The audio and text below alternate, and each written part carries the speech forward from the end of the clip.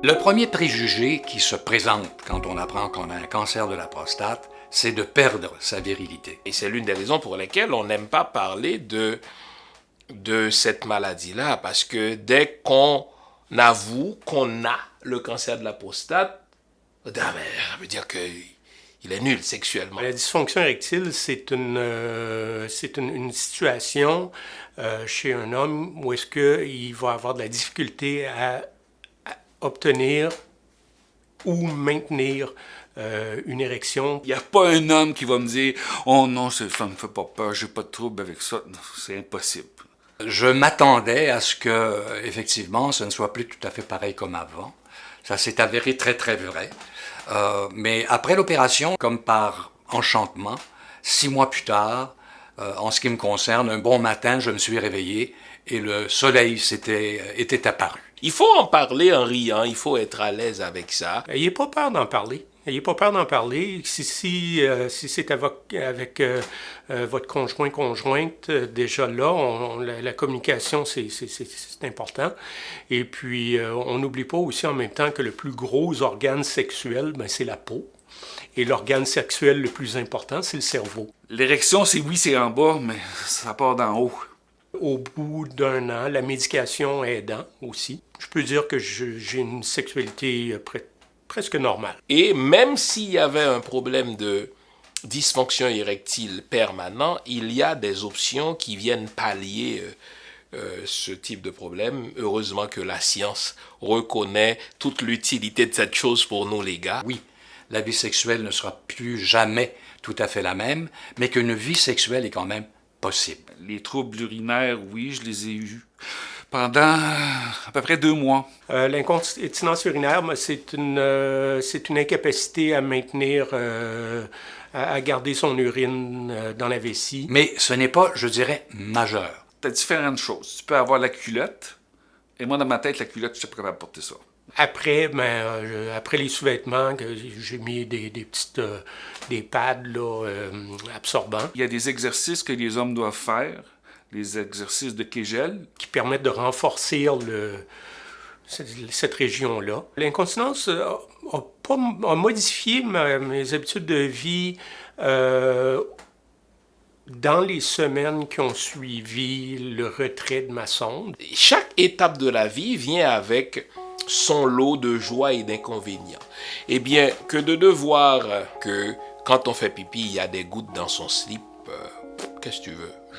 Je gère ça. Donc, à ceux qui en souffrent, vous n'êtes pas seuls là-dedans.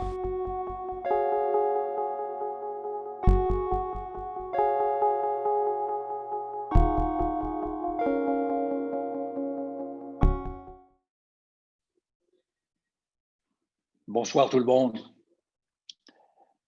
Ici Winston McQuaid et pendant le mois de septembre, à Procure en parle, on décomplexe la prostate. Et j'ai un invité que je vais vous présenter dans quelques instants qui va nous permettre de faire un bon bout de chemin là-dedans. Bienvenue à Procure en parle pendant ce mois de septembre qui met en lumière le mois de la sensibilisation au cancer de la prostate et durant tout le mois de septembre, je reviens encore une fois avec notre but, décomplexer la prostate. Et comme l'information est le premier remède, Procure vous propose chaque semaine un webinaire et un témoignage pour tout savoir sur ce cancer qui touche, vous le savez probablement, 12 hommes par jour. Aujourd'hui, nous allons parler des effets secondaires liés à la chirurgie radicale ou à la radiothérapie pour traiter un cancer de la prostate localisé avec le docteur Thierry Lebeau. Thierry Lebeau, urologue, chirurgien à l'hôpital Maisonneuve-Rosemont. Et comment poser des questions au docteur Lebeau? Il suffit de les poser sur ce site Zoom de Procure, via ce qui est au bas de la page dans les questions-réponses, en bas de la page d'outils. Alors, merci, docteur Lebeau, d'avoir accepté notre invitation. Et sans plus tarder, débutons. Vous êtes prêt, Thierry? Certainement. Merci de l'invitation. Ça va me faire plaisir de vous accompagner et de répondre à vos questions. C'est sympathique de vous retrouver à l'écran. D'abord, 2 questions d'ordre général, si vous me permettez. Outre la surveillance active, quelle est la meilleure solution, la meilleure option de traitement pour minimiser les effets secondaires, la chirurgie ou la radiothérapie? En fait, c'est une question qui nous revient systématiquement avec tous les patients qui sont aux prises avec une décision comme celle-là. La vraie réponse, c'est qu'il n'y a pas un traitement qui est vraiment supérieur dans toutes les situations. Notre but, c'est pas de vendre le même traitement à tout le monde ou de vendre quoi que ce soit d'ailleurs, mais c'est plutôt de trouver qu'est-ce qui est le traitement le plus approprié pour un patient donné. Qu'est-ce qui nous aide à décider de la meilleure intervention thérapeutique? Ben, c'est à la fois l'âge, le genre de maladie, les antécédents, puis les soucis de qualité de vie ou bien de fonction urinaire et sexuelle au tout début, avant même qu'on traite la maladie. Alors, c'est une question systématique, puis tout le monde aimerait qu'on ait une réponse simple et claire, mais il n'est juste pas possible de dire qu'il y a un traitement qui est supérieur dans toutes les situations. Alors, c'est pour ça qu'on s'adresse à vous, les scientifiques, pour nous guider là-dedans et nous rassurer en même temps. Quel type de chirurgie, Thierry, est la meilleure pour minimiser les effets secondaires tels que les troubles d'érection ou urinaires, euh, robotisées, conventionnelles, ouvertes? Parlez-nous de ça un peu. Ben, je voudrais que c'est beaucoup une question d'expérience. Encore là, tout le monde aimerait qu'il y ait une réponse toute simple. Euh, c'est davantage le chirurgien qui fait une différence que son approche. Il peut y avoir une excellente chirurgie par voie ouverte, qui classiquement est une chirurgie un peu plus effractive. Ce que ça va changer à court terme, c'est peut-être que la récupération va être un petit peu plus longue qu'une chirurgie par voie minimalement effractive, que ce soit de la laparoscopie ou de la chirurgie robot assistée. Mais on peut faire très bien une très belle chirurgie par voie ouverte. Après, ben, c'est certain que ce qui a été démontré dans la littérature, c'est que la récupération post-opératoire est plus facile, en tout cas dans l'immédiat, avec la chirurgie qui est minimalement effractive. Mais on peut faire une excellente chirurgie par voie ouverte, faire une très belle préservation nerveuse, puis avoir d'excellents résultats fonctionnels. On peut aussi avoir de très mauvais résultats avec de la chirurgie robot assistée si on ne sait pas tellement ce qu'on fait. Alors, c'est vraiment encore là une question d'expérience, et puis c'est ce qui va être le meilleur garant du succès de l'intervention. Docteur Lebeau, quelle serait la grande différence entre les traitements et les interventions d'il y a une vingtaine d'années et ceux qui sont disponibles maintenant? Est-ce que le taux, par exemple, de réussite positive et de conservation, entre autres, des problèmes de fonction érectile, s'est amélioré? Et si oui, est-ce que ça s'est amélioré considérablement? Ouais, j'ai envie de vous dire que oui. Je vais vous dire aussi par coquetterie qu'il y a 20 ans, je ne les pratiquais pas, ces traitements-là, parce que je n'y étais pas. Mais effectivement, on a une bien meilleure connaissance anatomique de l'endroit où se situent les nerfs, de comment les aborder pour les préserver, pour avoir de meilleurs résultats fonctionnels. Évidemment, dans la clientèle que je suis aujourd'hui, ben, c'est essentiellement des patients qui ont été opérés par moi au cours des 10 dernières années. Et puis moi, je pratique des chirurgies minimalement effractives. Alors, j'ai un gros billet de sélection puisque ce ne sont que mes patients. Mais c'est vrai que maintenant que toute la communauté a une meilleure conscience de la préservation à pratiquer, on a de meilleurs résultats fonctionnels. On compare difficilement des cohortes entre elles, là, mais on a vraiment une impression que les résultats de la chirurgie minimalement effractive, ou en tout cas avec une approche plus moderne de la préservation nerveuse, donnent de meilleurs résultats. Alors Thierry, si vous permettez, pour le bénéfice des gens qui sont à l'écoute en ce moment, il y aura trois sections à notre rencontre d'aujourd'hui. La première va traiter de troubles érectiles, éjaculation, les traitements et tout, l'aide qu'on peut apporter pour retrouver au mieux une bonne performance sexuelle malgré la dysfonction. Le deuxième chapitre, si on veut, de notre rencontre de ce soir, on va parler des troubles urinaires. Moi, je prends de l'âge, et ça commence à me chicoter un peu, bien que j'ai pu contrôler ça pendant de nombreuses années. Mais à 77 ans, faut que je travaille fort sur mes exercices Kegel. Et le troisième chapitre, ce sera à propos des problèmes intestinaux et en particulier pour les gens qui auront subi une radiothérapie. Première question dans notre premier chapitre, troubles érectiles. Quel est le pourcentage de dysfonction érectile, que vous appelez en termes entre vous DE, après une chirurgie radicale versus une radiothérapie? Les pourcentages, évidemment, c'est tout le temps établi sur une population. Fait que quand on parle à un patient, on peut dire qu'il y a 50% de dysfonction érectile. Ça ne veut pas dire que ça va fonctionner une fois sur deux. Puis ça, c'est important de bien Pour ce patient même-là, là, c'est important de juste rappeler c'est quoi une cohorte de patients chez qui on regarde nos résultats. Dans une population de patients qu'on opère, c'est pas vrai que tout le monde a des érections normales avant que l'intervention ou que le traitement soit fait. Alors, c'est vrai que chez les patients qui n'ont pas des bonnes érections ou qui prennent déjà des médicaments comme du Cialis ou du Viagra, le potentiel de récupération est pas nul, mais certainement différent. Donc, les chiffres sont généralement assez conservateurs puis sont très semblables quand on compare la radiothérapie à la chirurgie après une année. Encore là, il faut faire attention aux populations qu'on traite là, par billet de sélection. Les patients qui sont opérés, qui subissent la radiothérapie, pardon, sont généralement un peu plus âgés. Donc, ils ont une fonction érectile qui, à la base, est un peu moins bonne. Mais je pense qu'en disant des chiffres tels que 50 de récupération fonctionnelle avec ou sans médicaments, on ne se trompe pas beaucoup, on ne vend pas de faux espoirs, et puis c'est tout à fait réaliste. La grosse différence entre la chirurgie et la radiothérapie en ce qui a trait à la fonction érectile, c'est le moment où ça survient. Quand on fait une chirurgie, c'est un traitement qui est radical, qui est ponctuel, qui est fait une journée donnée, puis dès le lendemain, on est en phase de récupération, alors que la radiothérapie, c'est un dommage qui est plus cumulatif. Évidemment, dans la période aiguë, on va développer quelques symptômes, surtout des symptômes urinaires. Les érections vont devenir affectées, mais au fil du temps. Après une année, les résultats sont très semblables, puis on donne à peu près ces chiffres-là de 50 de dysfonction érectile. Ah, c'est des bonnes nouvelles, ça. À l'époque de mon intervention, et ça, on retourne à 2003, mon onco-urologue de l'époque, le docteur Josh Taguchi, que vous connaissez probablement de réputation par le biais de vos études, m'avait proposé l'image suivante. Il dit, imagine-toi, avec son accent bien connu, imagine-toi que ta glande de la prostate est comme au milieu d'un grand nid,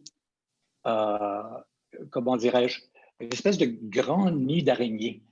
Et que la difficulté, c'est d'aller chercher la glande de la prostate en ne dérangeant, c'est-à-dire en dérangeant au minimum ce qui entoure la glande, étant les nerfs responsables de la dysfonction érectile. Est-ce que, dans un premier temps, est-ce que j'ai raison? Est-ce que c'était une bonne image, une jolie métaphore? Ou est-ce que les nerfs érectiles, il faudrait les situer davantage ou de façon plus précise? C'est-à-dire que la glande, où elle est, la localisation de la glande.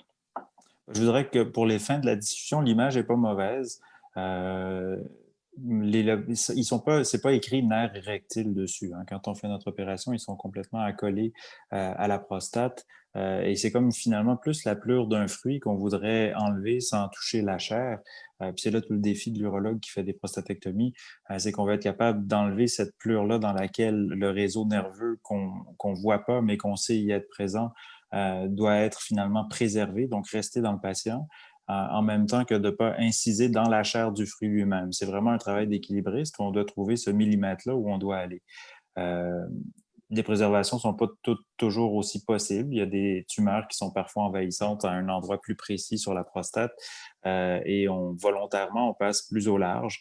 Je dis souvent à mes patients que mon objectif, c'est dans un premier temps de guérir le cancer, puis évidemment de préserver des érections dans la mesure du possible. Mais pour moi, un patient qui a des érections, mais chez qui il reste du cancer, ça reste quand même un échec thérapeutique. Donc, il faut essayer de trouver cet équilibre-là entre préservant beaucoup de ce tissu périprostatique-là qui peut ressembler, dans votre image, à un réseau de toiles d'araignée, sans trop toucher à la prostate elle-même. Dites-moi, Thierry, est-ce que la technique de préservation des nerfs érectiles permet à tous les hommes de récupérer leur fonction érectile? Non, la réponse c'est non. C'est sûr que quand la fonction érectile à la base est très bonne, le potentiel de récupération est très bon. Un très bon facteur de corrélation aussi avec la récupération des érections, c'est l'âge des patients. C'est pas parce qu'on est un peu plus âgé qu'on n'a pas de potentiel de récupération, mais c'est systématiquement un peu plus difficile. Même si dans mes mains de chirurgien, des fois, je sors d'une intervention extrêmement satisfait avec une impression qu'on a fait une super belle préservation, ça non plus, ça ne nous garantit pas nécessairement une bonne récupération. C'est évidemment une très bonne étape. C'est une étape qui est technique, c'est une étape qui est éventuellement fonctionnelle, mais ça se répercute pas toujours en des érections qui sont normales chez les patients. Évidemment, on met toutes les chances de notre côté en ayant la plus belle préservation neuroanatomique, Mais après, ben, pour avoir des érections, puis encore là, on répète souvent aux patients que ça prend des nerfs en bonne santé, ça prend des vaisseaux sanguins en bonne santé, puis ça prend des prédispositions psychologiques ainsi que des hormones normales. Ça fait quand même plusieurs écueils potentiels. Puis le contexte périopératoire fait aussi qu'il y a une bonne discussion à avoir entre le médecin et ses patients quant aux attentes, en fait, puis que ça prend certainement une résilience. Ça, je vous ai entendu parler tout à l'heure du fait que ben, la vie change euh, après avoir eu une intervention chirurgicale, mais c'est vrai, on ne peut pas s'imaginer que la vie sexuelle va être exactement la même qu'elle était avant. Puis il y a des gens qui se créent une certaine anxiété sur la récupération des érections, comme si toute leur sexualité était autour des érections. Moi, j'insiste souvent sur le fait qu'il y a moyen d'avoir une fonction sexuelle qui est tout à fait, ou une vie sexuelle qui est tout à fait satisfaisante à la fois pour soi puis pour son ou sa partenaire, puis qui n'est pas nécessairement juste basée autour des érections. Je pense que tout est une question d'attente et de préparation. Effectivement. Une autre chose que le docteur Taguchi m'avait dit quand je lui ai posé cette question, il m'a dit, bon, à peu près dans 6 mois, le soleil devrait se lever. Alors, il m'avait donné comme un espace-temps de 6 mois pour, du moins, espérer retrouver, et ça s'est effectivement passé, retrouver les fonctions érectiles. Est-ce que 6 mois, c'est un bon chiffre? Oui, en fait, à 6 mois, on a une idée du potentiel de récupération. C'est pas nécessairement, en fait, c'est rarement un potentiel de récupération maximal. Mais c'est certain qu'il n'y a aucune activité après 6 mois ou aucune tumescence ou aucune stimulation qui va provoquer une réaction. Ça ne veut pas dire que c'est mort pour toujours, mais ça veut dire c'est une fenêtre de temps qui est assez raisonnable. J'en ai opéré plusieurs, là, des patients de façon très anecdotique. J'ai des patients après 1 mois qui sont arrivés avec des érections. Puis j'ai des patients qui, 4 ans après leur chirurgie, se sont mis à avoir une fonction sexuelle qui s'améliorait de façon très significative, assez pour avoir des rapports sans même médicaments, alors que ce n'était pas le cas avant. Alors, oui, on peut viser autour de 6 mois. Ce qui est un peu tendancieux quand on donne des chiffres comme ça, c'est qu'il y a des patients qui se réveillent à 6 mois et un jour, puis qui ont l'impression qu'il n'y a rien qui fonctionne. Alors, ça crée aussi une certaine anxiété, non seulement de performance, mais une anxiété d'attente, ce qui est peu contributif à une récupération saine. Alors, qu'est-ce qu'on pourrait faire pour rééduquer notre fonction érectile, pour rééduquer l'organe, pour donner le feu vert à notre pénis de retrouver une rigueur? Ça, c'est assez bien étudié puis assez bien documenté. On a la chance aussi au cours des 25-30 dernières années, en fait, depuis ça date du début des années 2000, là, l'utilisation du Cialis et puis du Viagra, de faire ce qu'on appelle une certaine rééducation pénienne. Prendre de ces médicaments-là, ça peut être utile, mais jamais si on n'a pas de stimulation sexuelle. Le plus important, c'est pas tant de prendre des médicaments que d'essayer d'avoir de la stimulation sexuelle puis de voir quel genre de réaction on va stimuler. C'est une béquille, à tout le moins, d'utiliser ces médicaments-là. Il y a des méthodes encore plus invasives qui sont éventuellement plus efficaces, mais des injections intracaverneuses peuvent être données aussi. Ça, c'est une piqûre dans le pénis, là, pour récupérer les érections. Puis c'est des piqûres qui doivent se donner au moment où on veut avoir une stimulation sexuelle. Ouais, C'est assez rébarbatif pour la majorité des patients. C'est pas quelque chose qu'on utilise systématiquement, mais ça peut aider la bien sûr, rééducation. Mais comme je bien dis sûr. souvent, on peut pas ne pas faire de jogging puis un jour décider qu'on va faire un marathon.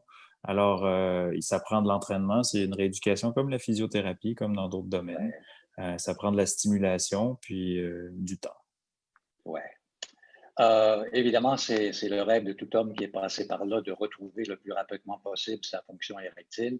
Mais en dehors de ce que vous mentionnez, du Cialis et des autres médicaments, est-ce qu'il y a d'autres objets dont on peut se servir, par exemple des pompes? Est-ce que ça aussi, Oui, ça peut être pratique? ça aussi, c'est assez bien documenté, puis ça peut être utile. C'est quelque chose que je recommande assez fréquemment également. Mhm. C'est une pompe à pression négative. Il y en a des pompes qui appliquent également un élastique à la base du pénis pour maintenir l'érection. Puis ça aussi, ça fait partie du processus de stimulation locale, d'augmenter le flot sanguin puis de favoriser Ouais, éventuellement la guérison. Oui, ça peut se trouver. Pour des raisons pratiques, c'est souvent plus facile d'aller dans un sex shop que de commander. Quoi qu'avec Internet, on peut commander toutes sortes de choses, là. ouais. Mais dans un sex shop, ils sont quand même assez connaissants en la matière et les gens peuvent facilement trouver dans presque toutes les régions des pompes comme celle-là. Ben, j'avoue, Thierry, qu'on a l'embarras du choix. Je suis allé faire un tour à un moment donné dans un sex shop, effectivement, pour voir de quoi ça avait l'air, pour magasiner et peut-être m'en procurer un, ce que j'ai fait. Et ça fonctionne très bien. Cela dit, j'aimerais revenir une seconde aux médicaments. Les médicaments, à quelle dose on peut prendre ça? Par exemple, si on prend Cialis, ça pourrait être un autre aussi, là. Est-ce qu'on y va avec des doses quotidiennes de 5 mg ou est-ce qu'on y va avec des doses de 20 mg au besoin quand on décide qu'on va, avec son conjoint, sa conjointe, de faire l'amour un bon soir? Ben, en fait, c'est une question toute personnelle, là. C'est assez clair qu'il n'y a pas de gros bénéfices à prendre un médicament de façon très régulière s'il n'y a pas de stimulation sexuelle encore là.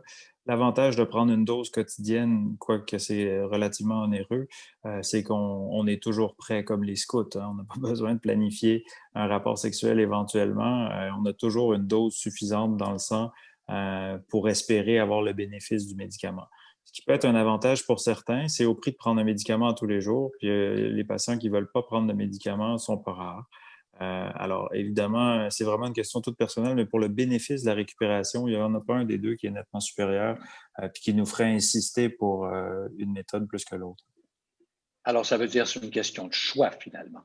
Oui, et de spontanéité pour certains. Ouais. À partir de combien de temps après avoir été opéré peut-on effectivement avoir une relation sexuelle ou du moins tenter d'avoir une relation sexuelle? Il y a le vieil adage, moi, qui me fait toujours un peu sourire, mais qui est très vrai. euh, If you don't use it, you lose it. Donc, après combien de temps est-ce qu'on recommence à pratiquer quoi? Ben, il n'y a pas de contre-indication médicale, hein. Évidemment, quand on a une sonde urinaire, c'est un peu difficile d'envisager avoir des rapports sexuels, mais dès qu'on n'a plus de sonde urinaire, quelqu'un qui aurait vraiment le désir d'essayer d'avoir de la stimulation, c'est pas dangereux.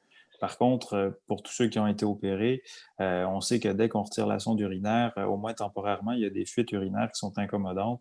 Puis, d'expérience, c'est pas là que les gens sont les plus disposés à essayer d'avoir des rapports sexuels. C'est pas Sure. impossible, par contre, puis c'est pas dangereux. Puis c'est une partie aussi des choses qu'il faut comprendre, là, c'est que l'incontinence est souvent très incommodante pour les patients. Puis quand il y a une stimulation sexuelle, il y a nécessairement un relâchement musculaire qui fait qu'il y a un peu plus de perte d'urine. Fait qu'il y a une phase d'éducation aussi où on doit faire comprendre aux patients, à son et sa partenaire, que c'est pas dangereux, qu'ils vont pas être malades, que l'urine c'est stérile. Mais ça fait partie aussi d'un certain apprivoisement de la nouvelle situation. Mais quelqu'un qui est en mesure d'avoir un rapport sexuel un mois après, ben, il n'y a aucune contre-indication. Vous allez me dire une chose, et souvent la question n'est pas posée au moment des rencontres préliminaires. Par rapport à l'éjaculation, Oui. euh, est-ce que tout le monde sait qu'il n'y a pas d'éjaculation après une prostatectomie radicale? Ben, Il faudrait la en réponse parler. est probablement non, mais c'est quelque chose qui est évoqué quand même assez souvent. En répondant à votre question, j'ai l'impression de le mentionner la plupart du temps. C'est sûr qu'il y a peut-être des fois où on aimait peut-être de passer plus de temps là-dessus. J'insiste personnellement souvent sur le fait qu'il n'y a plus d'éjaculation, mais que ça ne veut pas dire qu'il n'y a plus d'orgasme. Puis des fois, ben, tout ce vocabulaire-là n'est pas si clair pour les gens. Qu'est-ce qui est l'orgasme? Qu'est-ce qui est l'éjaculation? Qu'est-ce que ça va changer s'il n'y a plus de volume qui sort? Est-ce que ça va changer la sensation, le plaisir sexuel? C'est des choses que j'aborde quand même assez fréquemment. Je suis pas nécessairement étonné que ce soit pas abordé systématiquement. Peut-être qu'on devrait Mais y ça passer un devrait peu plus de l'être. temps. Oui, Ça devrait possiblement. l'être. Oui. Possiblement. Après, ça dépend tout le temps de la discussion qu'on a. Puis je connais les Ouais. discussions que j'ai avec mes patients. Je connais pas celles que les autres ont. Mais Mais oui, allez-y. il y a une question d'âge, il y a une question de génération, il y a peut-être certains médecins qui sont moins confortables ou peut-être des clients ou des patients qui sont moins jeunes et que ça gêne un peu d'en parler.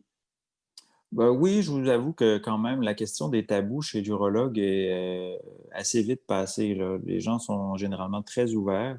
Il y en a certainement qui sont peut-être un peu plus mal à l'aise que d'autres, mais c'est des questions qu'on aborde assez franchement. Dans ma façon de faire, là, puis la situation avec la COVID change un peu nos habitudes, mais j'ai l'habitude de rencontrer les patients en préopératoire avec leurs partenaires. Puis d'avoir une discussion assez franche sur les attentes sexuelles. J'aborde la question de la résilience, du fait que peut-être que les érections ne seront pas les mêmes, il n'y aura plus les éjaculations de la même façon, l'orgasme peut être ressenti, mais différemment. Je pense qu'il y a une certaine ouverture qu'il faut que nous, on démontre comme thérapeute. Après, ça dépend tout le temps un peu comment la discussion s'oriente. Ça ne fait pas partie d'un checkbox où on s'assure de mentionner qu'il n'y a pas d'éjaculation, mais ça fait partie effectivement des choses qui devraient être mentionnées. Parlez-moi de la rétroéjaculation. Qu'est-ce que c'est? qu'est-ce que ça produit, est-ce que c'est intéressant et est-ce que ça pourrait peut-être faire sourire les gens qui ont très peur de ne pas avoir d'éjaculation. Ouais, ben, en fait, de l'éjaculation rétrograde, pardon, ça s'applique peu au contexte de la prostatectomie. Ce que c'est que quand il y a une éjaculation, normalement, quand la prostate est en place, il y a une contraction du col vésical, puis il y a une expulsion du sperme, du liquide séminal, puis de tout son contenu via l'urètre avec une contraction musculaire. Quand on a une chirurgie de la prostate, comme une résection transurétrale de la prostate qu'on ne pratique pas dans un contexte de cancer la plupart du temps, ben, on perd ce mécanisme-là au niveau du col vésical. Alors, quand il y a eu la sensation d'orgasme puis qu'il y a une éjaculation, ben, le sperme va choisir la voie de moindre résistance, puis ça va être dans la vessie plutôt que vers l'extérieur, vers l'urètre. C'est ce qu'on appelle une éjaculation rétrograde. Ça fait qu'on ressent l'orgasme, mais qu'il y a peu ou pas de liquide qui va sortir au bout du pénis. C'est pas dangereux, le sperme va dans la vessie avec l'urine, puis après ça, quand on va uriner, ben, ça va sortir avec l'urine. Euh, Ça s'applique peu Moi, au ce que je, contexte. oui. Oui. Mhm. Moi, ce que j'ai entendu, c'est que ça doublait la jouissance, une rétro-éjaculation. Ben, je peux vous dire que ça crée plus de détresse que de doubler la jouissance quand c'est pas abordé de façon franche. Ça, c'est quelque chose qu'on aborde systématiquement quand on fait des résections transurétrales de la prostate. Ça fait partie des choses que les gens doivent connaître. Avec un Ouais. peu d'éducation, les gens sont souvent rassurés. C'est un effet qu'on retrouve avec certains médicaments qu'on utilise aussi. Il y en a peut-être certains qui prennent de la tamsulosine. La tamsulosine, puis cette classe de médicaments-là ont comme effet secondaire de donner de l'éjaculation rétrograde. Euh, pour ce qui est de doubler la jouissance, je vous avoue que c'est pas quelque chose que j'ai entendu trop souvent. Alors, c'est peut-être quelque chose de personnel, quoi. Alors, et je souris là-dessus. Il y a une question qui nous vient de Claude, qui participe à notre webinaire ce soir. Bonsoir, Claude. Le chirurgien m'a dit qu'il avait préservé les canaux érectiles. Je prends du Cialis 5 mg par jour, mais depuis 3 mois, je n'ai pas d'érection.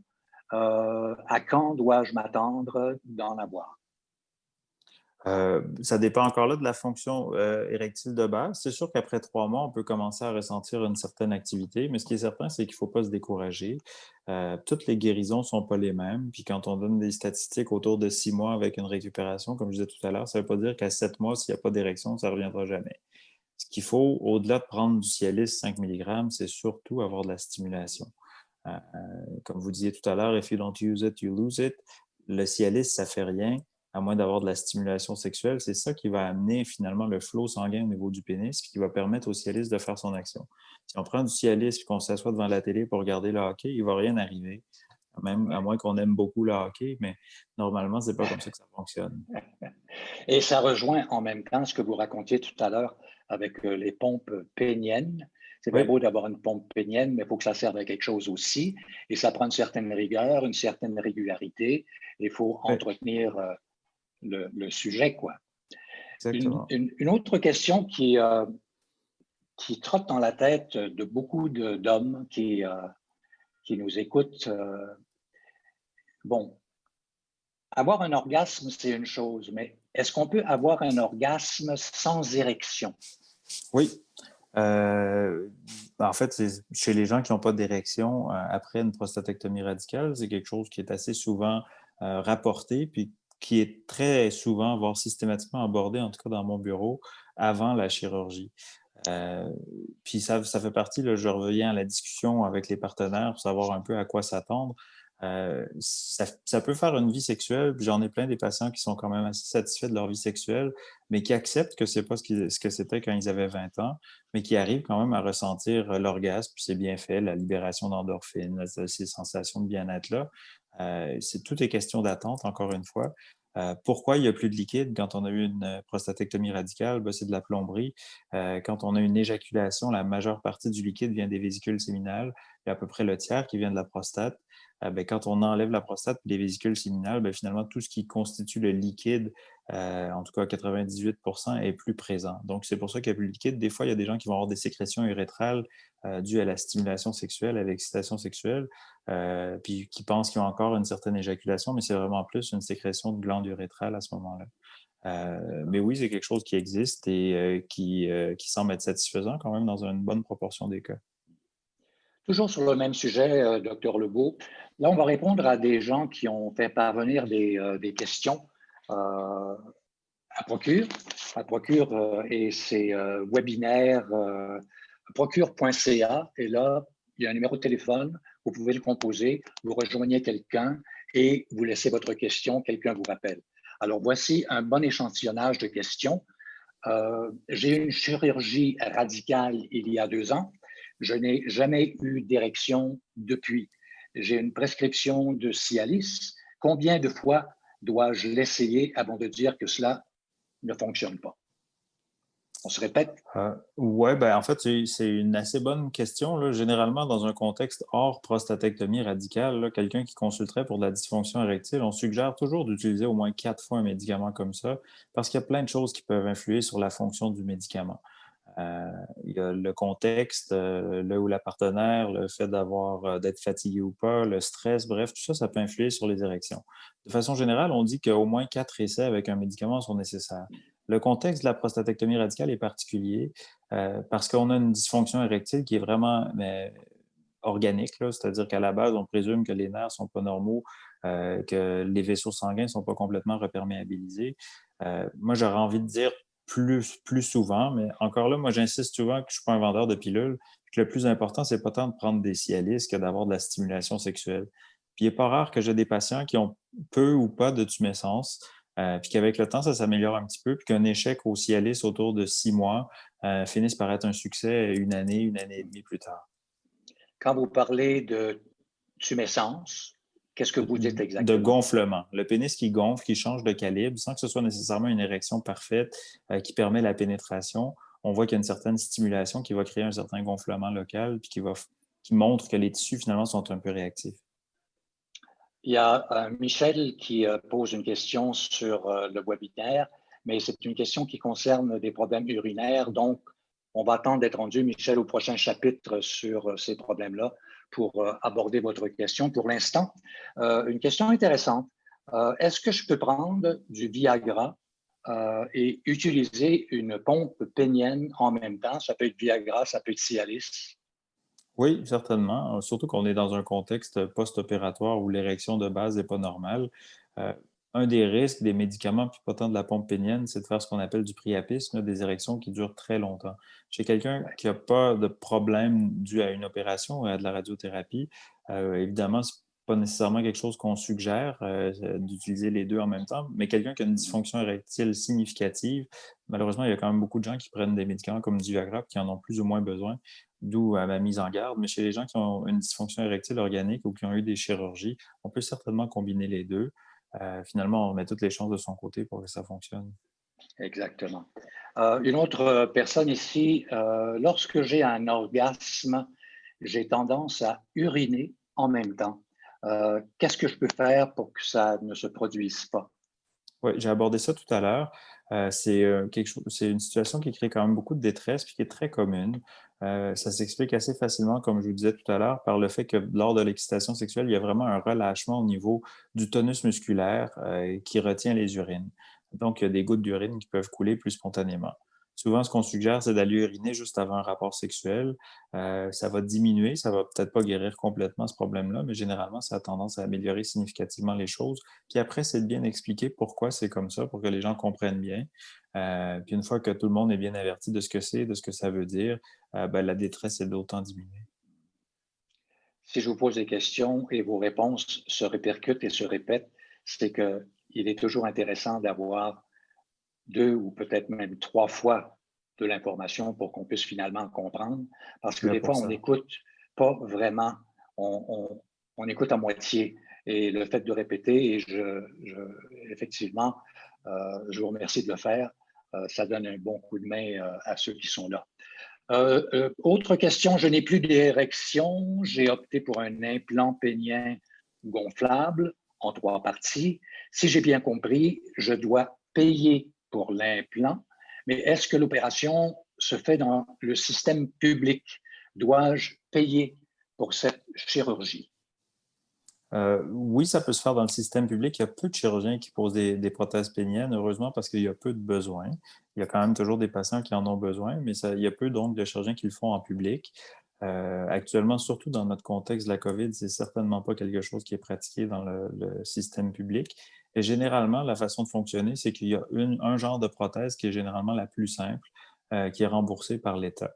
Euh, Comme personnellement, je pratique pas ces interventions-là, je ne vais pas m'avancer davantage sur ce que ça coûte et qui les paie. Mais il y a quelques chirurgiens, je connais bien le réseau montréalais et celui de Québec. Il y a peu de chirurgiens qui en installent. Mais oui, quand on met des prothèses qui sont plus complexes, qui vont éventuellement donner une fonction qui est peut-être un peu plus proche de la réalité, ça doit être défrayé par les patients. D'accord. C'est une bonne information à avoir, ça. Dites-moi, Thierry, peut-il y avoir une diminution de l'efficacité du Cialis ou du Viagra ou d'autres médicaments avec une utilisation régulière? Et est-ce que ça cause, dans un deuxième temps, une dépendance? Non, ça cause pas de dépendance. Puis il n'y a pas nécessairement une diminution de l'efficacité du médicament, mais la machine humaine étant une machine qui vieillit, ben, le patient qui prend du Viagra depuis 10 ans, mais qui a d'autres comorbidités, pardon, qui a d'autres problèmes de santé, ben, tranquillement, son potentiel de base pour obtenir des érections est sans doute un peu moins bon. Donc, ça se peut que le médicament devienne un peu moins efficace, mais pas tant parce qu'il y a eu une accoutumance ou que le corps s'y est habitué, plus parce que le reste de la machine va finir par fonctionner un peu moins bien. Puis non, ça ne cause pas de dépendance. On va passer, Dr. Lebeau, à notre deuxième chapitre du webinaire d'aujourd'hui pour décomplexer le cancer de la prostate, les troubles urinaires. Il y a beaucoup de gens, pour toutes sortes de raisons, l'âge, certaines conditions, etc., pour qui les troubles urinaires, c'est très fréquent, il y en a beaucoup, j'en entends parler. Et quel est le pourcentage d'incontinence, par exemple, après une chirurgie radicale versus une radiothérapie? Je reviens à ce que je disais tout à l'heure pour les érections. Quand on a une chirurgie, on se fait opérer au jour J. On a une sonde généralement pour 7 jours ou à peu près. Puis dès qu'on retire la sonde, on va être aux prises avec de l'incontinence, mais on va être en phase de récupération. Cette incontinence-là initiale est quand même très importante dans la majorité des cas. Ça va récupérer plus ou moins vite, mais généralement, à 2 mois, les gens ont noté une nette amélioration de leur récupération en pratiquant entre autres des exercices de Kegel.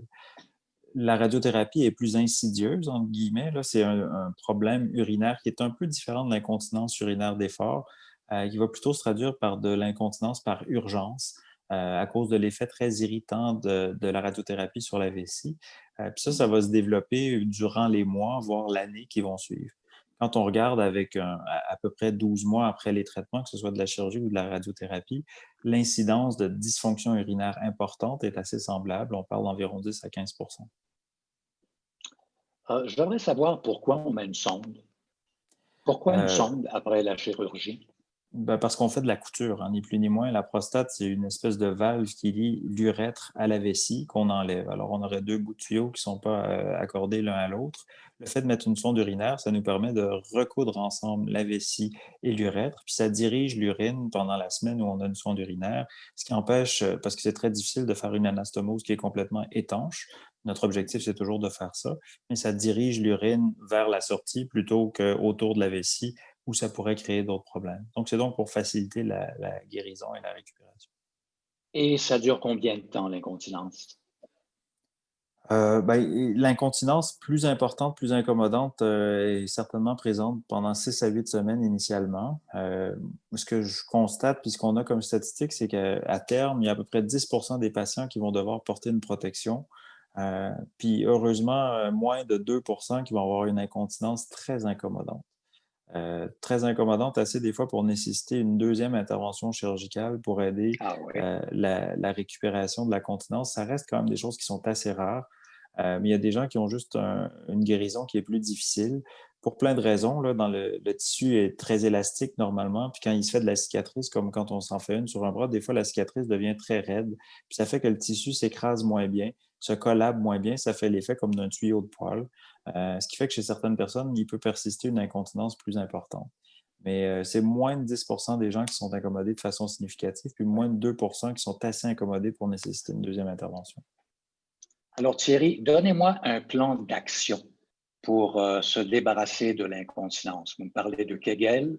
Oui. On fait ça comment et on fait ça combien de fois par jour et à quel rythme? Ça, c'est très variable. Les exercices de Kegel, le principe, c'est d'arriver à arrêter le jet urinaire quand on fait pipi. Souvent, ce qu'on suggère aux gens, c'est avant de se faire opérer, qu'ils arrivent à identifier le mouvement qu'il faut faire pour bien muscler ou avoir un meilleur tonus musculaire. Donc, en allant faire pipi, on essaie d'arrêter le jet. Quand on arrive à stopper le jet, ça veut dire qu'on pratique la bonne contraction, qui est ni plus ni moins que de contracter l'anus. Une fois qu'on a identifié ça, il y a plusieurs protocoles là, qu'on suggère. On ne demande pas aux gens, évidemment, quand ils vont uriner, de toujours essayer d'arrêter le jet, mais de reproduire ce mouvement-là, par exemple, quand ils regardent la télé. Puis ce qu'on demande de faire, c'est plusieurs séances de contraction. C'est un peu comme des push-ups périnéaux. Oui, Moi, c'est ce que ça. je dis, dépendamment de ce que les gens sont en mesure de faire, c'est faire 5 à 15 répétitions en contractant pendant quelques secondes. Puis si on est capable de répéter ça 3 à 4 fois par jour dans la phase aiguë où on est en train de récupérer, ça va aider à récupérer une Mm. certaine continence. Pour être en contact quand même avec beaucoup de physiothérapeutes, ils sont souvent très perplexe quant à la compréhension des exercices de Kegel par plusieurs patients. Évidemment, les patients qu'on envoie en physiothérapie de façon systématique, c'est des gens qui ont mal récupéré, mais qui souvent font pas bien les exercices de Kegel, puis ça devient presque jusqu'à un certain point contre-productif. Donc, chez quelqu'un qui récupère pas à 2 mois une continence qui est en tout cas suffisante pour vaquer à des occupations normales, moi, j'ai le réflexe de les envoyer rapidement en physiothérapie. Chez les gens qui ont les moyens, parce que malheureusement, c'est souvent pas couvert, euh, je suis très à l'aise, moi, de leur faire faire de la physiothérapie rapidement après l'intervention. Moi, j'avais un coach urologue qui m'avait suggéré de faire 4 fois par jour 50, 50 exercices Kegel qu'on gardait 10 secondes, qu'on relâchait 10 secondes, qu'on reprenait. Et ça durait là 50 fois. Et je faisais ça 4 fois par jour. Un mois plus tard, un mois après l'opération, j'avais plus de problème d'incontinence. Ben, Ça c'est sûr marche. que oui, ben en fait, plus les gens le font, mieux ça le fait. Mais des fois aussi, ce qui fait le poison, c'est la dose. Il y a des gens, c'est assez rébarbatif comme programme. Ça prend des gens qui sont très motivés. Fait qu'on s'ajuste en fonction du patient qu'on a devant nous. Mais c'est sûr que plus on fait de répétitions, mieux c'est. Je vais passer maintenant à la question que Michel nous a posée sur le webinaire. Michel a 64 ans. Il est suivi par un urologue pour une PSA, une APS élevée. J'ai des problèmes urinaires fréquents, médication proposée par l'urologue, mais effet secondaire plus important que le problème lui-même. On m'a parlé d'un élargissement de l'urètre. Possible? Oui, ou probablement que ce dont on parle, c'est une résection transurétrale de la prostate. Évidemment, on a peu d'informations Là, vous me sur parlez le. en scientifique, Oui, là. ouais, ben en fait, ce que je vous ai expliqué tout à l'heure par rapport à l'éjaculation rétrograde. La prostate, finalement, elle est autour de l'urètre. C'est comme une glande qui peut comprimer l'urètre. Puis ce qu'on veut, c'est rouvrir le canal comme ça. Puis ça s'appelle une résection transurétrale de la prostate. Euh, Ça peut être une alternative tout à fait viable. Là. Évidemment, il nous manque beaucoup d'éléments pour répondre à la question de monsieur, mais c'est probablement de ça dont on parle. Autre question ici, comment faire la différence entre l'incontinence à l'effort et spasme lorsqu'il y a perte de contrôle de la vessie, c'est-à-dire une vessie qui se vide au complet, problématique, là. Ben, en fait, c'est souvent les deux qui cohabitent. Dans le processus normal pour faire pipi, là, dès qu'il y a quelques petites gouttes qui entrent dans notre urètre, ça envoie un signal à notre cerveau de faire contracter la vessie. Puis Ouais. notre vessie, ben, elle comprend que ça y est, c'est le temps de faire pipi, alors elle se contracte, puis on urine. Alors, vous comprenez que quand on a une perte de continence parce qu'on a enlevé la prostate, ces petites gouttes d'urine-là qui entrent dans l'urètre, ça arrive plus souvent. L'incontinence d'effort, classiquement, c'est quand on fait des efforts, quand on tousse, quand on rit, quand on saute, quand on joue au golf, quand on fait des efforts comme ça. Les deux cohabitent souvent parce que quand on tousse, quand on fait des efforts, ben, il y a des petites gouttes qui vont entrer dans l'urètre. Puis là, ben, si on a un peu de ce qu'on appelle de l'instabilité vésicale, ben là, ça va envoyer ce signal-là qu'on a envie de faire pipi. Puis ça, c'est une incontinence qu'on peut appeler jusqu'à un certain point de l'incontinence par urgence. Alors, c'est difficile des fois, là, on a l'impression que c'est blanc ou gris ou noir, mais souvent, c'est pas si simple que ça, faire la distinction entre les deux. Euh, il peut arriver, une fois qu'on a eu une chirurgie de la prostate, qu'on a de l'incontinence d'effort, mais que notre vessie ait très envie, très souvent, de se vider. On voit ça beaucoup avec la radiothérapie en particulier. Puis là, on peut utiliser des Ouais. médicaments qui endorment la vessie, pas sans l'endormir complètement, mais qui diminuent finalement cette sensibilité-là aux quelques gouttes d'urine dans l'urètre. Ouais. Élaborez donc un petit peu sur le problème urinaire possible après une radiothérapie. Après la Comment ça vous entend? radiothérapie, en fait, c'est un mécanisme qui est assez différent. Puis là, on rejoint plus l'instabilité puis l'irritabilité vésicale.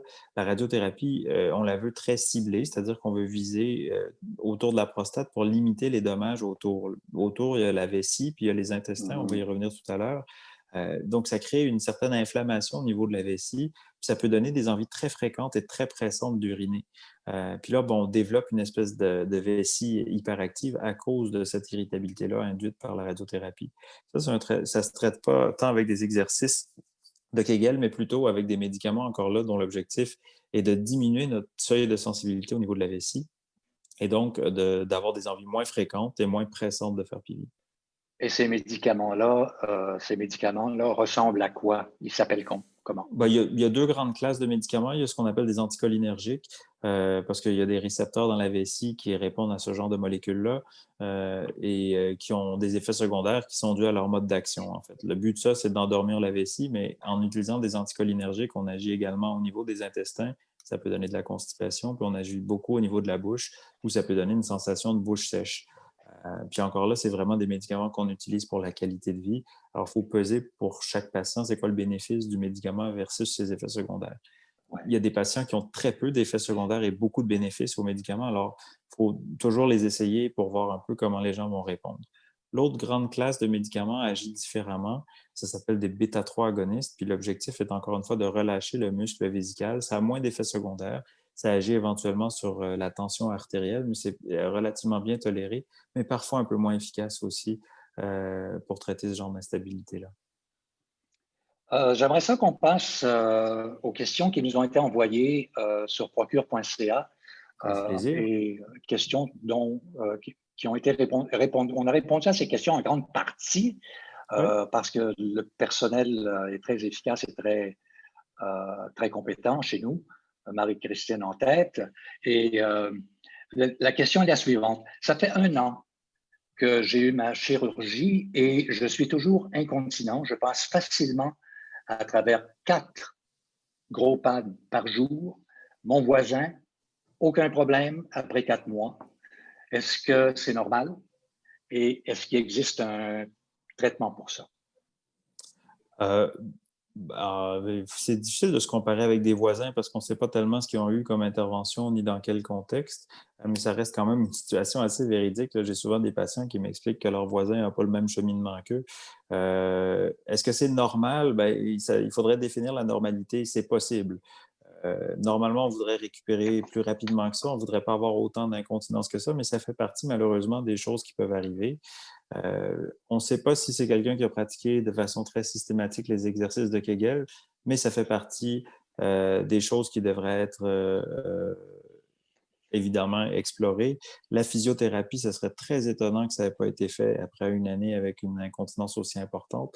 Après là, encore là, on est un peu limité dépendamment des contextes. Il y a des gens qui n'ont pas un accès facile à la physiothérapie, mais c'est certainement quelque chose à faire. Puis après, une fois que toutes ces avenues-là sont épuisées, s'il y a une incontinence si significative qui persiste puis qui crée de la détresse, ben, il y a des interventions chirurgicales qui peuvent être pratiquées pour essayer de reconstituer la continence. Ça peut se faire de différentes façons, là, mais rapidement, ça peut être une espèce de bandelette qu'on vient apposer au périnée autour de l'urètre pour essayer de faire une compression pour que le canal s'écrase un petit peu plus. Et une technique encore plus invasive, mais avec de meilleurs résultats potentiels, c'est ce qu'on appelle un sphincter artificiel. Les gens qui s'intéressent de près ou de loin à Procure, souvent ont un grand amour pour le vélo. Ce sont des gens Oui. qui montent et qui suivent Laurent Proulx, notre directeur général, dans ses folles aventures qui ramassent des sommes intéressantes pour la recherche de Procure.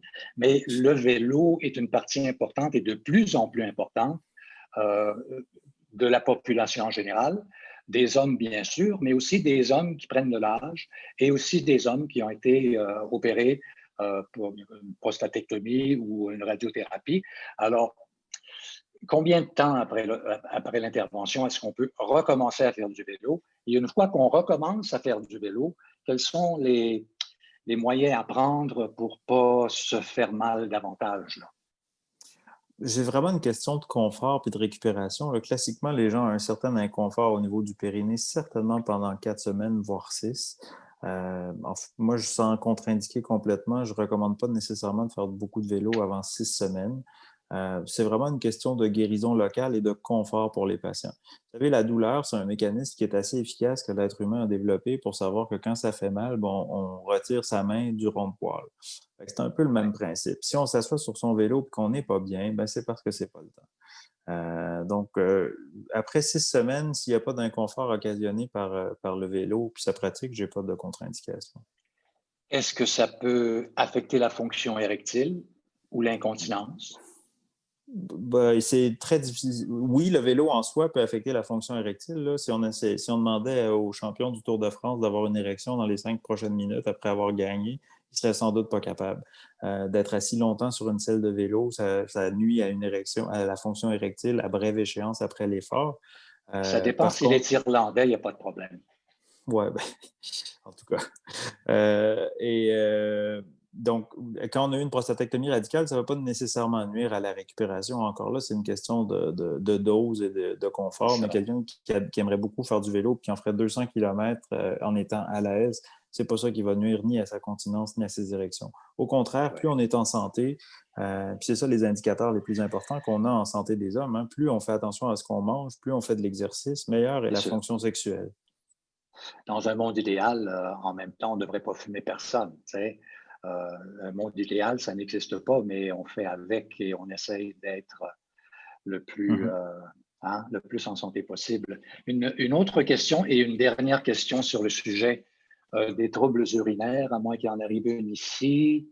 Non. Alors, voici, j'ai eu 38 traitements de radiothérapie l'an dernier et j'ai encore des problèmes urinaires. Lui parle de l'an dernier, là. Cela chauffe quand j'urine. Je vais souvent à la toilette, mais pour peu de choses. Tu sais, ça doit être, j'imagine, quelques gouttes. Mon radio-oncologue m'a prescrit du Flomax. Mais est-ce qu'il y a autre chose que je peux faire, de l'exercice ou un autre médicament? Ben, il y a différentes choses. Il faut avoir une bonne évaluation là, pour savoir ce qu'on peut suggérer. Oui, ça peut brûler puis ça peut causer de l'inconfort. Heureusement, pardon, c'est pas systématique, mais cette irritation-là locale peut être inconfortable pendant un bon bout de temps. Souvent, des médicaments comme le Flomax, là, qui sont des alpha-bloqueurs, le but de ces médicaments-là, c'est de relâcher la tension musculaire dans le muscle prostatique pour faciliter le passage de l'urine. Souvent, ça peut aider. Ça vaut la peine, par Oui. contre, de voir peut-être un urologue, puis de voir d'un point de vue endoscopique, c'est-à-dire aller voir avec une petite caméra à l'intérieur de la vessie s'il n'y a pas autre chose qui peut expliquer ces brûlures-là. Ça doit être Ça autre chose, j'imagine, parce que s'il n'y a plus de prostate, Ben, de la radiothérapie, on a encore la prostate qui est en place en partie, en tout cas du tissu en prostatique. partie, oui. Ça ne fait pas fondre la prostate, là. C'est pour ça qu'on mesure toujours un PSA une fois qu'on a eu de la radiothérapie. Donc, c'est pour ça aussi qu'on utilise des médicaments comme du Flomax. Mais c'est souvent une irritation locale au niveau de la vessie. Puis là, ben, je n'ose pas m'avancer beaucoup dans ce contexte-là, mais des fois, il y a des médicaments qu'on peut utiliser quand on a ce qu'on appelle une cystite radique. Ça, c'est une inflammation de la vessie qui est induite par la radiothérapie. Parfois, il y a des médicaments qu'on peut essayer pour essayer de refaire une espèce de couche protectrice dans la vessie pour diminuer les symptômes. C'est pas quelque chose qu'on utilise très fréquemment, mais ça peut se faire, puis ça peut être utile dans certains contextes.